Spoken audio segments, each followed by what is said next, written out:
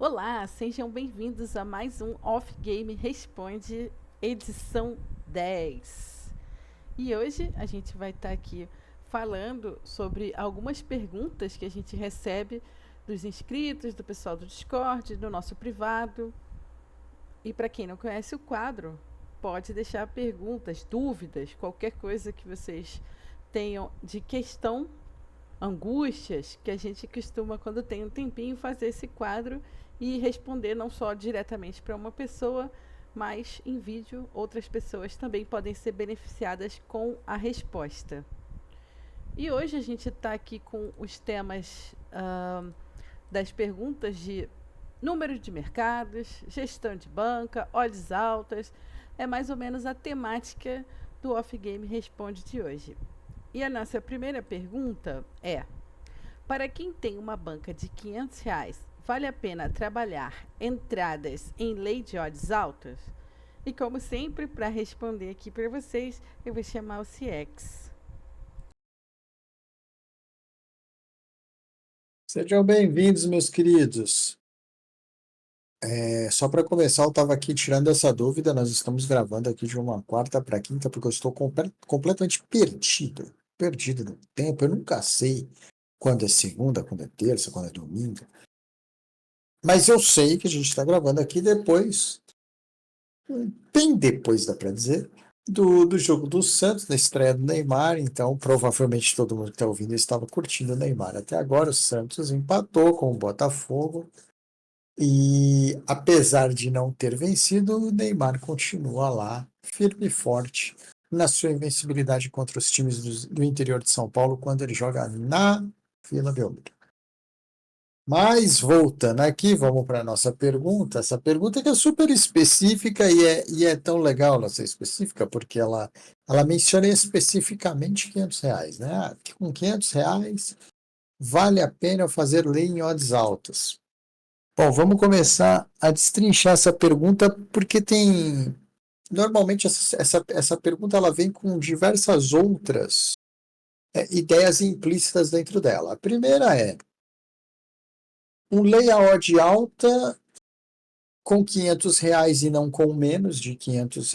Eu estou falando isso porque o valor é irrelevante, tá? R$ 500, ou 600, ou 1.000, ou 10.000, ou 50.000, ou R$ 50, ou R$ 10, ou R$ 5, o valor é irrelevante, tá? Sex não é, não, mas é aí que a gente vai chegar. R$ 500 talvez, porque R$ 500 seja um valor que gere para esta pessoa algum tipo de valor, dinheiro financeiro, que ela considera bom. Então, ou que ela pelo menos aceita. Então, por isso, R$ 500. A segunda coisa que normalmente vem implícita em perguntas como essa daqui, a gente recebe muitas perguntas dessa, é o fato de que um lei numa odd alta, teoricamente, é um lei que acerta muito, e ele realmente acerta, tá? Mas veja bem, ele não acerta muito porque você é o grande as do mercado, ele acerta muito porque um lei em odd alta, ele vai acertar muito. Senão a odd dele não seria o valor que ela é, né? Seria menor, tudo bem? Então, obviamente, um lenho de alta vai acertar muitas vezes, não porque você é um super supimpa, mas porque ela acerta muitas vezes naturalmente, tá? Senão ela não teria o tamanho da odd que ela tem. Então, fica aí uma guerrinha psicológica, mental, entre vou fazer com R$ 500, porque R$ 500 é um valor que eu minimamente aceito quanto eu ganho, sem pensar que eu estou ganhando pouco, e vou fazer em odds altas porque eu quero acertar muitas vezes. E se eu acertar muitas vezes, teoricamente, eu vou crescer o meu patrimônio muitas vezes, a minha banca, ou sei lá, a stake. E tudo isso é ok, tudo isso é verdade, mas valer a pena é completamente diferente de tudo isso que eu falei. O lei em odd alta vai acertar muitas vezes? Obviamente vai acertar muitas vezes. Obviamente. Tá? Pensa comigo. Vamos pensar num lei aqui em odd bem alta. Vamos pensar numa odd bem alta mesmo. Vamos pensar numa odd 500. É natural que uma odd 500, eu fizer um lay no mod 500, eu vou acertar inúmeras vezes seguidas, ok? Inúmeras, tá? É normal eu acertar muitas vezes? É lógico que é normal. É um lay numa odd 500, tá?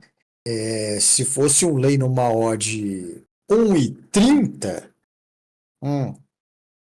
é um pouco mais complexo de você acertar um lay numa odd 1,30 70 vezes seguida, correto? Uma odd 500 acerta 70 vezes seguidas, 50 vezes seguidas, 60 vezes seguidas. Sim, claro que acerta. Por quê? Porque ela é um lay em uma odd 500.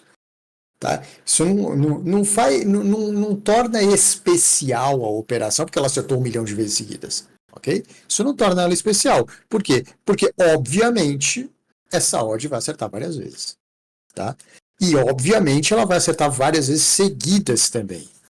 Isso quer dizer que ela nunca vai errar? Claro que não. Ela vai errar. É aquilo que eu costumo dizer. Você não pode tornar o seu head impossível. Você pode postergar o seu head. A vantagem das odds altas é que às vezes você consegue postergar e você vai precisar, claro, ter uma pitadinha de sorte, não adianta mentir isso para ninguém. Você pode postergar o seu head por um período de tempo, às vezes maior, às vezes menor, mas ele vai acontecer, tá? Ele vai acontecer. Mas não, você não é o super-homem porque você acertou 75 vezes um lay alto, tá?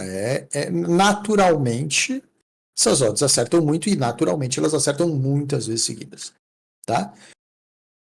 Por isso tem o valor que tem. São altas. Então, faço porque quero acertar muito. Óbvio, você vai acertar muito, tá? Não, você não está acertando muito porque você é o super-homem. Você está acertando muito porque odds desse valor acertam muito. Segundo ponto. Vou fazer com o valor R$500, porque R$500 é um valor que eu sinto que minimamente eu ganho alguma coisa que eu aceite. Ok. Ok, isso é muito pessoal. Tá? Mas quando a gente vai para o mercado, e por que esse lei ele entra naquela categoria muito de depende?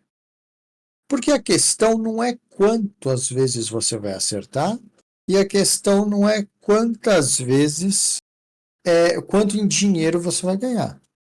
A questão aqui é eficiente o que você está fazendo? Se for eficiente, faça. Mas se não for eficiente, então pare, repense, volte ao mercado e aprenda a fazer coisa, porque assim, o valor R$500 ali pode também ter alguma relação dessa daqui. Olha, eu tenho R$500, eu não estou contente com esse valor, se eu fizer um lay em odd alta, eu vou acertar várias vezes e vou crescer o valor que eu tenho. Pode ter isso implícito, pode ter, pode, não tem problema nenhum. As pessoas querem ter mais dinheiro para fazer entradas maiores e, consequentemente, ganhar mais, financeiramente falando. Mas você tem que ser eficiente, tá? Você será melhor no mercado quanto mais eficiente você for, não quanto mais vezes você acertar. Tem uma diferença grande. Acertei 105 em 106. Porém, qual é a sua eficiência nisso aqui? Mas se é que eu não estou entendendo, me dá um exemplo de eficiência, porque, como é que o cara que acertou 105 em 106 não é eficiente? Bom, vamos entender. Vamos conversar sobre a ladder, né? O jogo é ótimo para os times de futebol, mas a ladder é que é importante para você. Quanto eficiente na ladder você é? Isso é o mais importante. Então, no final do dia, você foi lá, fez a sua operação, e aqui, por isso que eu disse que o valor é indiferente. Pode ter sido com R$500, com 5 milhões, com 500 milhões, com 1 bilhão. Tá? É indiferente. O que importa, no final das contas, é quanto eficiente você foi. E quando eu te falo quanto eficiente você foi, eu vou te fazer algumas perguntas. Quais delas? Em função, isso é muito importante, em função do que você está aplicando no mercado, qual é o seu ganho por hora sentado na cadeira que você está trabalhando e qual é o seu ganho por minuto de mercado operado. Isso mede a eficiência que você tem. Por quê? Porque se eu for medir única e exclusivamente o valor financeiro, eu vou colocar, por exemplo, 500 mil reais aqui, e não 500 reais, como o nosso amigo falou aí. Eu vou colocar 500 mil reais aqui, eu vou mostrar um desempenho financeiro enorme, porém, quanto tempo eu levo de mercado para conseguir aquela porcentagem? Quanto tempo levo de trabalho para fazer aquela porcentagem? E quanto aqueles 500 mil reais poderiam render de maneira eficiente dentro do mercado? Então, o lei em odd alta, ele é bom, ele vale a pena? Ele vale a pena desde que ele seja eficiente. Desde que você diga para mim, olha, com esse valor, que aqui no caso da pergunta, né? A pergunta ela fala de 500 reais. No caso dos 500 reais, não, ela vale a pena porque com esses 500 reais eu ganho tantos por cento por minuto operado no mercado. Ou eu ganho tantos por cento por hora trabalhada no mercado. E é muito importante você ser eficiente. Então, o lay a odd alta, o lay a odd baixa, o back a odd alta, o back a odd baixa, isso não importa o mercado que você está, o que importa é que você esteja operando um mercado e a odd mais eficiente que existe para aquele período específico que você entrou no mercado. Então, vale a pena trabalhar entradas em odds altas em lei? Sim, desde que, isso é muito importante, desde que esta seja não a entrada que vai acertar mais, não a entrada que vai mostrar mais valor financeiro, mas que ela seja a entrada mais eficiente do mercado quando você aporta ela no mercado. Se ela for a mais eficiente, se ela for a que vai te pagar mais por minuto de operação, se ela for a que te pagar mais por hora de trabalho, ok, faça sempre. Se ela não for, então você vai ter que buscar alternativas melhores para ela. Porque você pode estar acertando muitas vezes ou gerando um valor financeiro que deixe você bem com o seu ego, mas ela não é eficiente. E se ela não é eficiente, o longo prazo dela parece ser positivo, mas quanto ela está escondendo de você entre o que ela é positivo e o que ela poderia ser positivo. Então, o mais importante aqui é conheça a ladder. Conheça a ladder, conheça o mercado e opere da maneira mais eficiente possível. Se você operar da maneira mais eficiente possível e a entrada mais eficiente for um lay a 700, faça um lay a 700. Se não, não. Acho que é isso, João. Maravilha! É exatamente isso. A eficiência ela é muito importante dentro do mercado. E as pessoas às vezes não têm noção, né? Ou nunca pararam para fazer essa conta, mas assim, dando um exemplo, porque fica muito vago, né, pra gente, odd alta, lei, porque, nossa, existem 1 milhão de lugares que você pode aplicar isso e ele pode ser eficiente, pode ser nada eficiente, apesar de ser vencedora, muitas vezes. Por exemplo, assim, pensando num exemplo rápido, você pega um 0 a 0 numa odd 50 e dá lei, né, pensando aqui em CS, se dá um lei numa odd 50, como é que você vai saber a sua taxa de eficiência ali? Você não sabe, porque pode ser que hoje você fique 3 minutos no mercado fazendo esse lay, porque o gol saiu com 3 minutos, e vai ter jogo que, além de poder terminar 0 a 0 ainda que a odd seja 50, pode ser que demore 70 minutos para sair esse gol. E aí você vai ganhar a mesma porcentagem, obviamente. Se você for uma pessoa que, como você fala, 500 reais, eu imagino que você vai pôr os 500 reais de uma vez nessa odd e vai ficar estático no mercado, que não é o que a gente faria. Mas considerando essa opção, vai ter dia que você vai pôr um lay, vai trabalhar, vai ter 3 minutos de mercado trabalhado, essa entrada foi super eficiente nesse dia, E vai ter dia que vai ficar até os 70 e ainda em hands durante um bom tempo, né? No caso desse exemplo. Então foi uma operação nada eficiente, ainda que saia um gol aos 71 minutos. Você vai ter um green que você demorou 70 minutos para fazer aquela mesma porcentagem. Principalmente se você estiver imóvel no mercado e não fazendo trading dentro dele, né? Então, basicamente é isso. A nossa segunda pergunta aqui é: qual é a melhor gestão de banca? 1%, 5% ou 10%? Não sei se eu entendi tão bem, né? Qual é a melhor gestão de banca? Ah, sim, agora eu lembrei, porque eu tinha lido essa pergunta, né? Isso aqui tá querendo saber se é. No caso, qual é a entrada dele, né? Isso que ele tá querendo saber. Se a stake dele deve ser 1%, 5% ou 10%. Era sobre isso, sobre qual a porcentagem da banca que ele usa para fazer entradas no mercado. Basicamente era isso. Então, vamos lá, uma perguntinha ótima também, porque ela vem bem específica, né? 1, 5 ou 10. E nenhum, nem 5, nem 10. Nenhuma das três alternativas. Se tivesse um NDA aí, aquelas provas de vestibular, né? Mas por que que eu estou falando nenhuma delas? Porque pode ser nenhuma, pode ser todas as três ao mesmo tempo, pode ser uma de cada vez, pode ser da menor para maior, da maior para menor, do meio para menor, do meio para maior. E por que isso? Porque a gestão de banca, isso aqui é bem interessante também de falar, a gestão de banca não é a quantidade do seu dinheiro. Aqui, hein, vamos diferenciar algumas coisas aqui. Para uma aposta de longo prazo, sei lá eu acabamos de ver o jogo do Santos aqui, né? Eu acho que o Santos vai ganhar do Botafogo.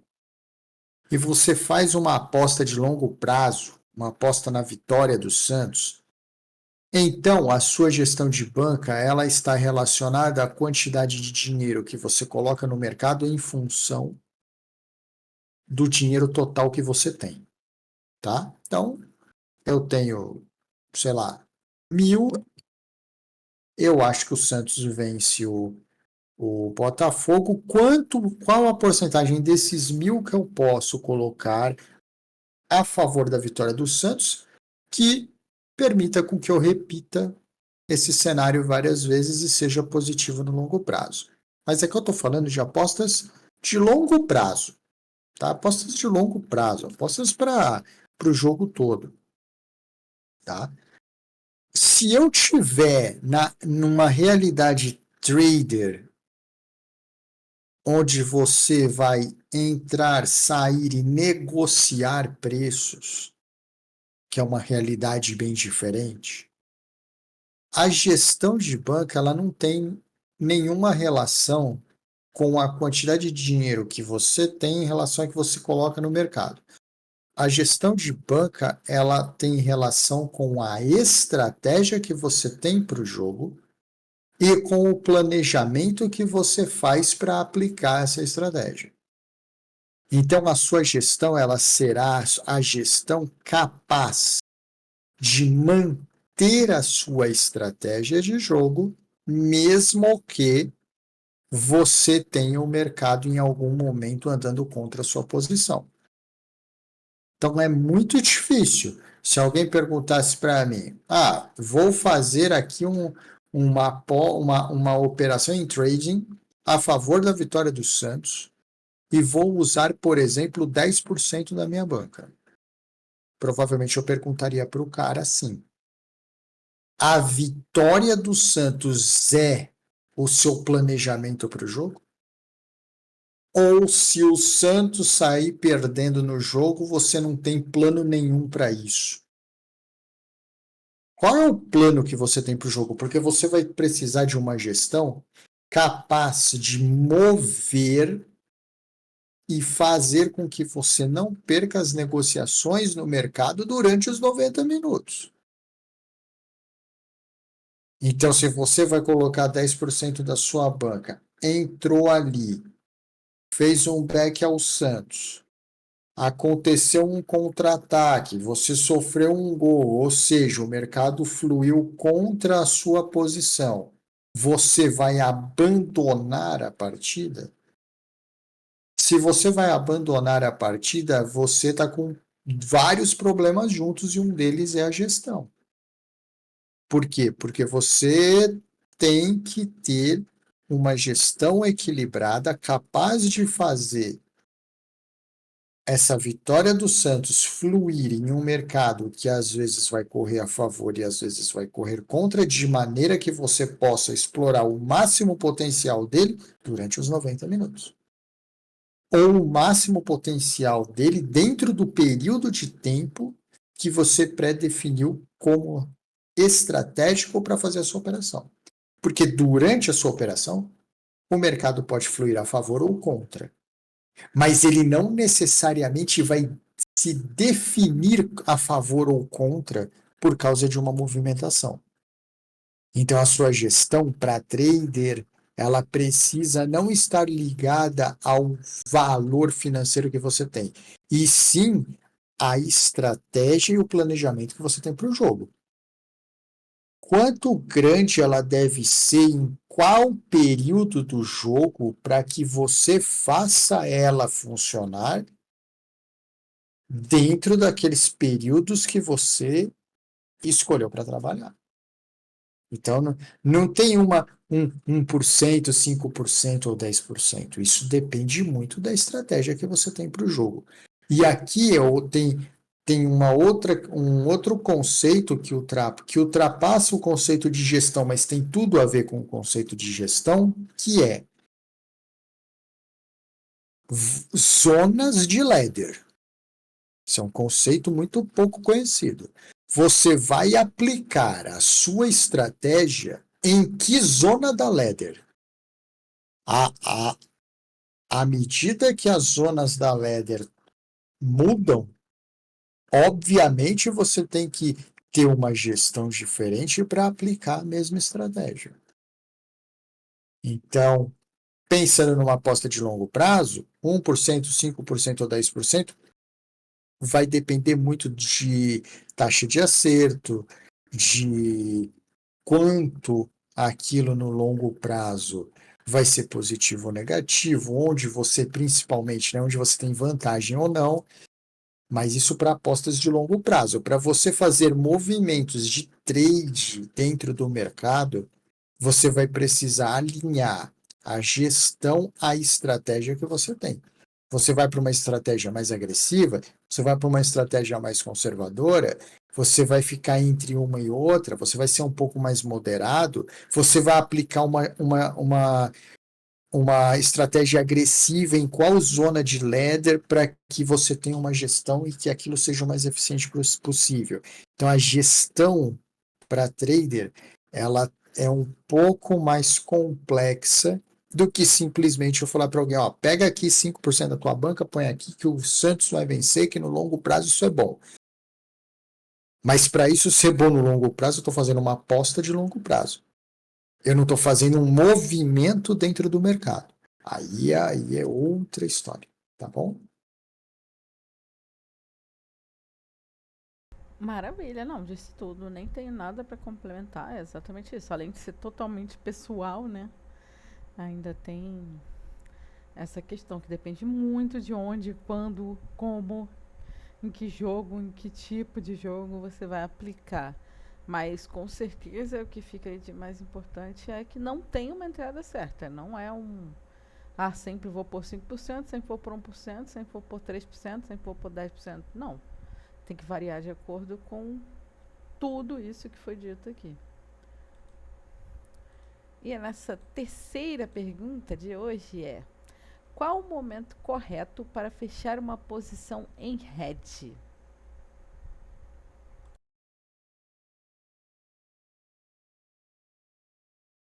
Bom, vamos lá. Vamos partir do princípio que a pessoa conhece tudo isso que eu falei para trás, né?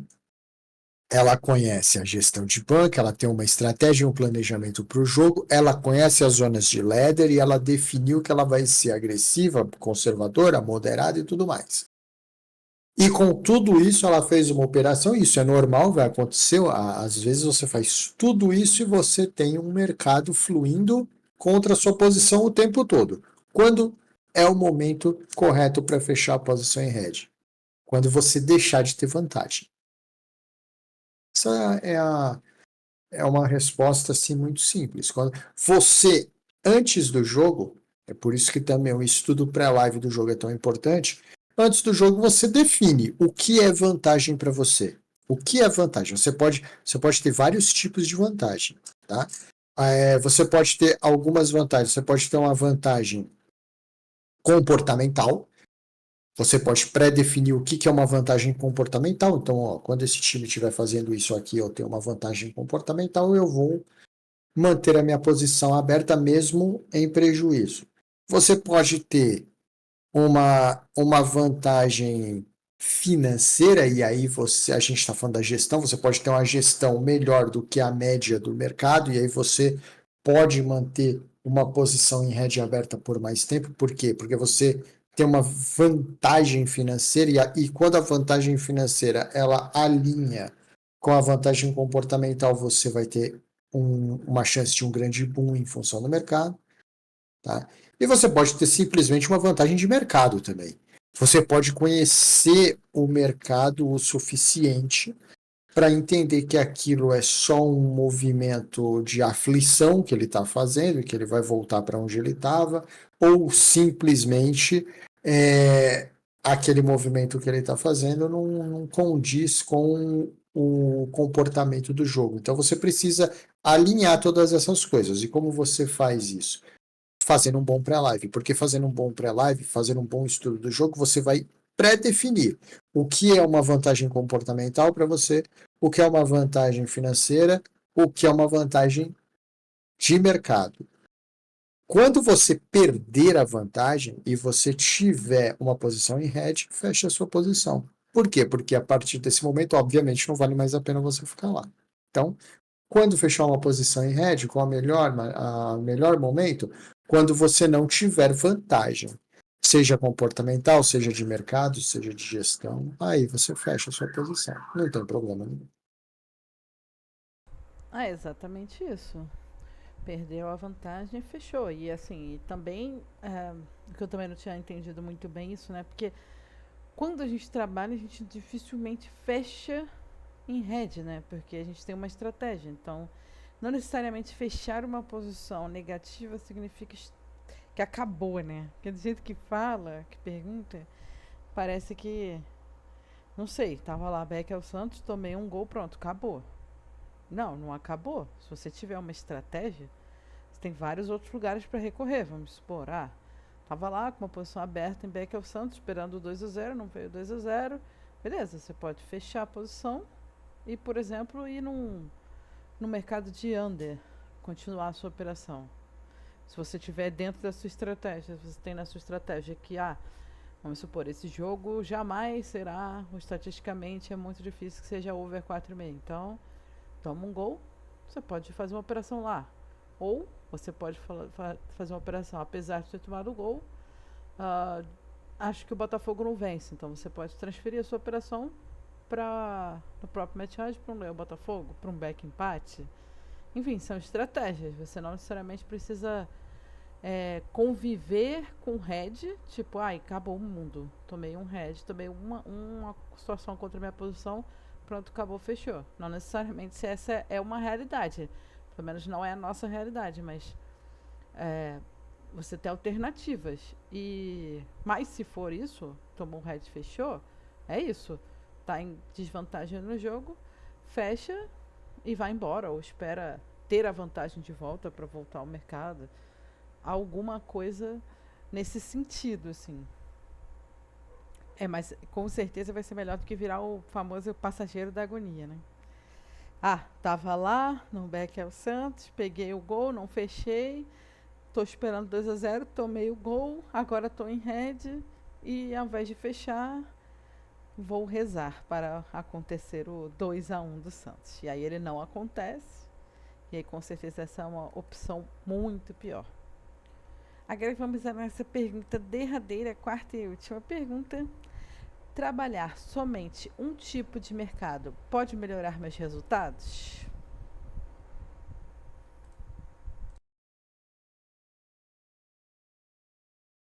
Vamos lá. Trabalhar somente um tipo de mercado pode melhorar meus resultados? A tendência, isso é uma tendência, não quer dizer que vai se concretizar. A tendência é que você vai melhorar os seus resultados naquele mercado específico. Afinal de contas, se você está trabalhando só ele, a tendência natural é que você evolua e tenha conhecimentos mais específicos sobre aquele mercado, tá? Agora, isso vai melhorar os meus resultados? Vai melhorar naquele mercado, mas vai melhorar os seus resultados no geral? Me parece que vai mais limitar os seus resultados do que melhorar. Porque apesar de você ser super específico, você ser um especialista extremo naquele mercado que você trabalha, a gente volta lá na primeira pergunta. Pode ser que você seja maravilhoso ali, porém tem uma chance boa daquele mercado específico, naquele momento específico que você fez a sua operação, ele não ser o mercado mais eficiente no momento. E aí, apesar de você ganhar mais do que a média naquele mercado, você está ganhando menos do que você poderia ganhar. Então, essa é uma melhora que, ao mesmo tempo, é uma limitação. Então, tem que tomar cuidado só com isso. Vai melhorar os seus resultados naquele mercado específico? Com toda certeza vai. Pelo menos é para acontecer isso. Por que é para acontecer isso? Porque você está fazendo só aquilo e, teoricamente, aquilo vai te evoluir naquela situação. Mas, infelizmente, o evento não tem só este mercado que você é especialista. O evento tem uma gama de outros mercados. E o grande ponto do trader é ele conhecer os mercados e acompanhar os mercados a ponto de ele conhecer o ponto de eficiência, onde ele vai ser mais eficiente. Então, obviamente, você vai ganhar mais, mas tem que tomar muito cuidado com a questão da eficiência, porque às vezes uma melhora vai representar um resultado acima da média, mas é muito provável que a maioria das vezes esta melhora ganhando acima da média, na verdade, está representando mais uma limitação do que uma melhora. Então, cuidado com isso.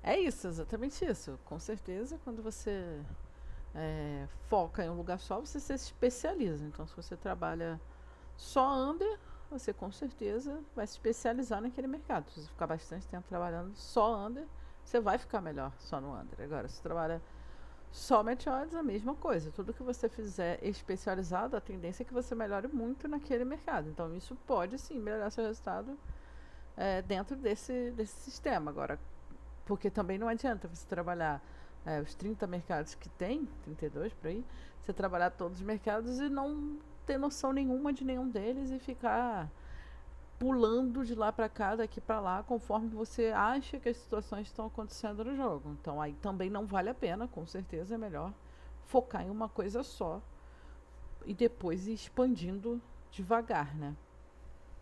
Mas é isso, Ciex. Tem alguma coisa mais para dizer sobre o nosso Responde edição 10, episódio 10? Não, só espero que tenha agregado coisas boas para as pessoas, que tenha ajudado, tirado a dúvida de alguém, ou que faça, de certa forma, as pessoas refletirem um pouco mais sobre o que elas perguntaram. E isso é o porquê de existir o Off Game Responde, e é o porquê que a gente está aqui respondendo as perguntas de vocês. Então, a gente espera que isso tenha agregado coisas boas, tenha ajudado não só quem perguntou, mas talvez quem tenha a mesma dúvida e não perguntou, e também que sirva de reflexão sobre os conceitos, né? Os conceitos são tão importantes, sobre os conceitos dentro do mercado. Para quê?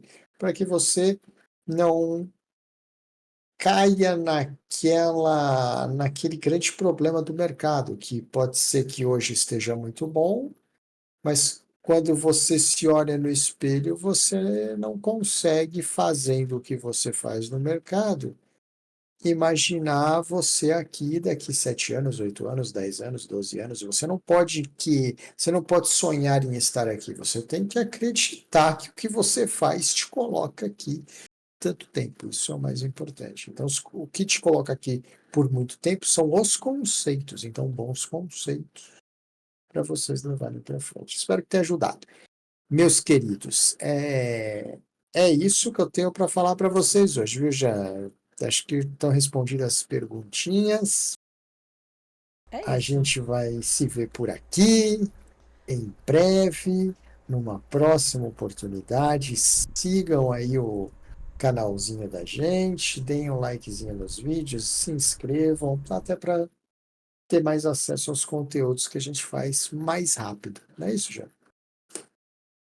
É isso. Curte, comenta, compartilha. Se isso daí te ajudou, vai ajudar alguém que você conheça, passa para essa pessoa e se inscreve no canal. E até a próxima.